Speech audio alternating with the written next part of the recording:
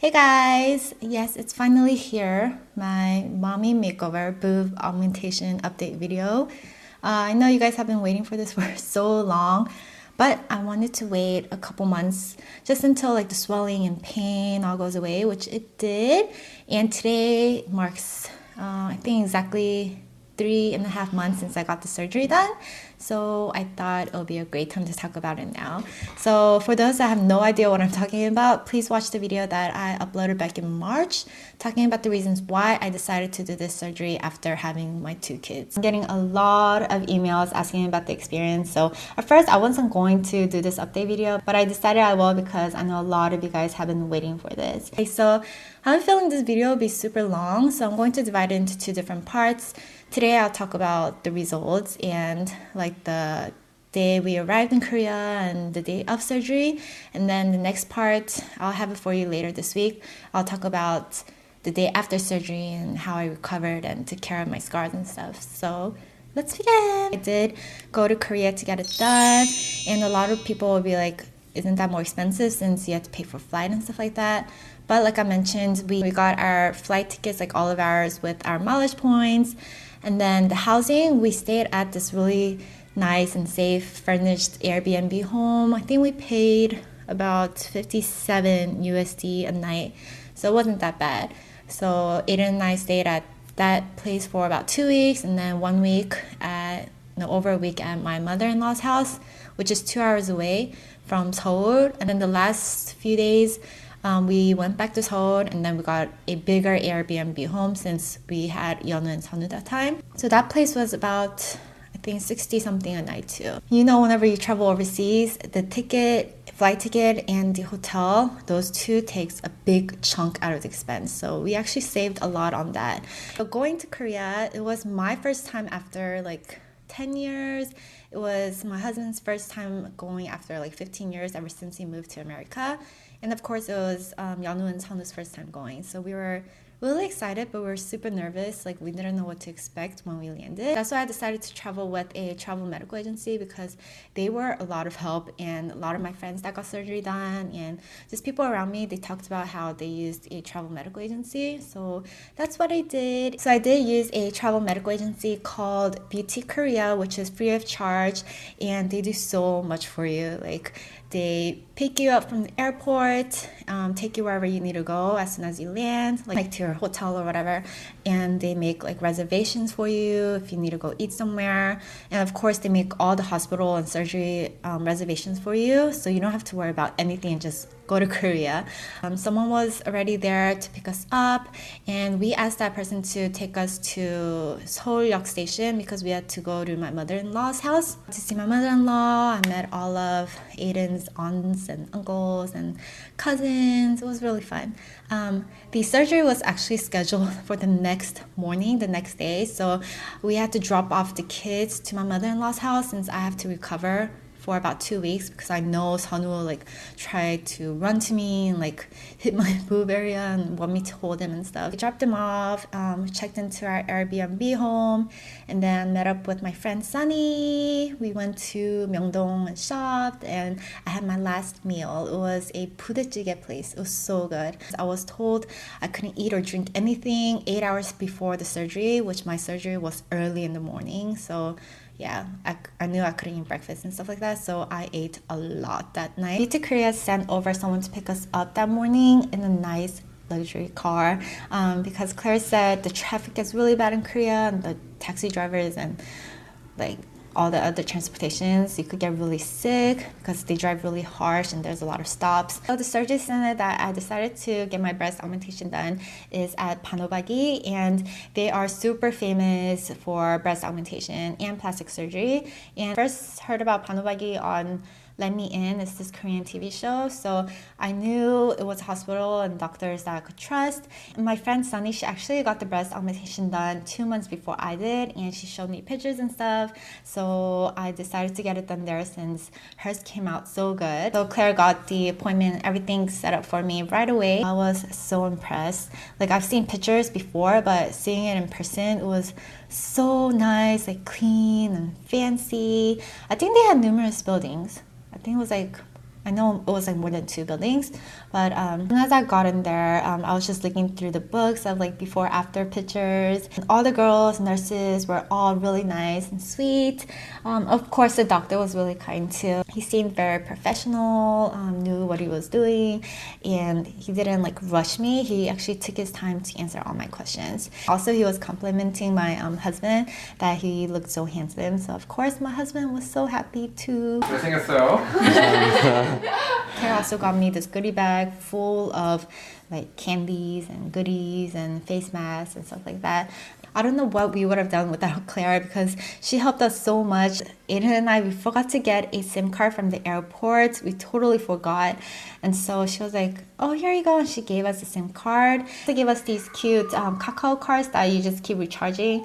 And that's what you use to ride like the subways and taxis and stuff like that. So thank you so much, Claire, if you're watching this. I got my consultation and the surgery done on the exact same day because I just wanted to get over it with it, and I wanted more recovery time while I was in Korea because I only stayed at Korea for like 4 weeks. So I did the consultation first and then the surgery right away. I know some people do the consultation like a few days before and then schedule for the surgery, but I just did on the same day. So when I entered the consultation room, luckily I had Claire there with me because she did all the translations and stuff.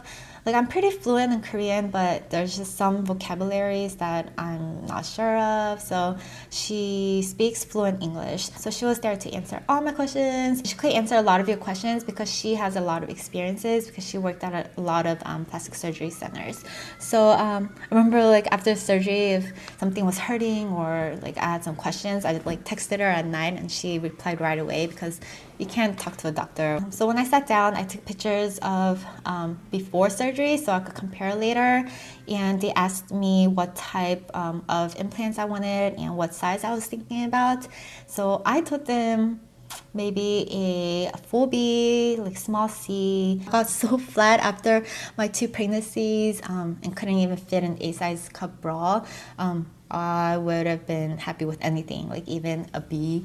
So I was like, maybe full B. So she was like, okay, well, we have to talk to the doctor first. I also got it done under the muscle because he said since I don't have like any fat on my breast area, doing under the muscle will look more natural and it won't be as noticeable like the implants. So they also asked me what type of implants that I wanted because there's like different shapes and material. There's like a saline type and a silicone type, which I got. I got the silicone. There's a teardrop shape and a just round implant shape, and I got the teardrop shape. So from the side of the boob, the teardrop shape would be kind of like narrow at the top and gradually gets big and rounder from the bottom. So it's more like a shape of a natural breast, and then the round implants, of course, will just be like kind of like this from the side. And I feel like the round implants is more noticeable, like especially up here, you can see like the round implants edges. So for the incision, I did get it under the boob, and the incision is about that long on each boob. The doctor said since I'm very skinny, the under the boob incision will make the implants look more natural. So that's what I did. Super happy with the results, no regrets. So after the consultation, I walked across the hall to where the doctor was, and in there I was wearing a robe. My husband also came in with me. He was looking at the shape of my natural boobs and what size he thinks will be best on me, because if you're small, you wouldn't want to go too big. It might be more noticeable that you got it done. So during the consultation with the doctor, I mentioned to him that I had a few small lumps in my breast from pregnancy. Like I guess it was like pregnancy hormones. So I wanted to double check and make sure it was safe to get the breast augmentation done. So he suggested that I get another sonogram done. So I just walked across the hall and they had a sonogram there. So I got it checked and they said I had one lump near my nipple area, but it didn't look cancerous or anything. So I could choose to just leave it, or I can choose to remove it while I was getting the breast augmentation. He said the lump might be more noticeable and stick out more after the implant gets in, or if the size happens to change later in the future, the surgery will be more difficult because they have to cut the same incision and take out the implant and then remove the lump and then put the implant back in and then sew it up. So I decided to just get it done at the same time, and plus it was a lot cheaper. It was like 1,000 something USD to get it removed at Korea, which is so much cheaper than the prices that I was told here back at home, because here it was a couple thousand, because there's a doctor's fee, there's a hospital fee, there's anesthesia fee, so like there's all these like different fees, so it ended up being a couple thousand. So I'm glad I got it removed and done in Korea. After all that, I had to go in the restroom and remove all my makeup, and it was time for the surgery. We went inside the elevator and then got to the surgery floor. There was a patient waiting room, so Aiden was there with me, and then Claire from BT Korea was there with me. So we're just waiting, and then they finally called my name. So I walked out, and then there was this cool like wind sanitizing thing. Go inside the small space and then close the door, and then it sanitizes me. So that was pretty cool. So yeah, Aiden, of course, he had to leave after, and I went inside the surgery room. I don't remember anything after that. I just remember laying down on the surgery table, and I was gone. After I woke up, I felt like I was dreaming. I was like, wait, what just happened? I remember I felt kind of itchy, like my throat was itchy because general anesthesia, they put a tube down here, so my throat was really dry, and I literally felt like something was sitting on my chest, like an elephant was sitting on my chest. It's funny because all my friends that got it done before me, they'll always tell me, it just feels like an elephant sitting on your chest, and I was like, what is that? What is that? What kind of feeling is that? But when I was laying there after the surgery, I was like, oh, so this is what it feels like. It seriously feels like an elephant is sitting on your chest. If you ever do decide to get breast augmentation done, I think it'll be good that you take someone there with you, like the first day that you have to stay there, because the first day is when it hurts the most, of course, whenever you're like trying to get up and get down. So my husband always helped me up.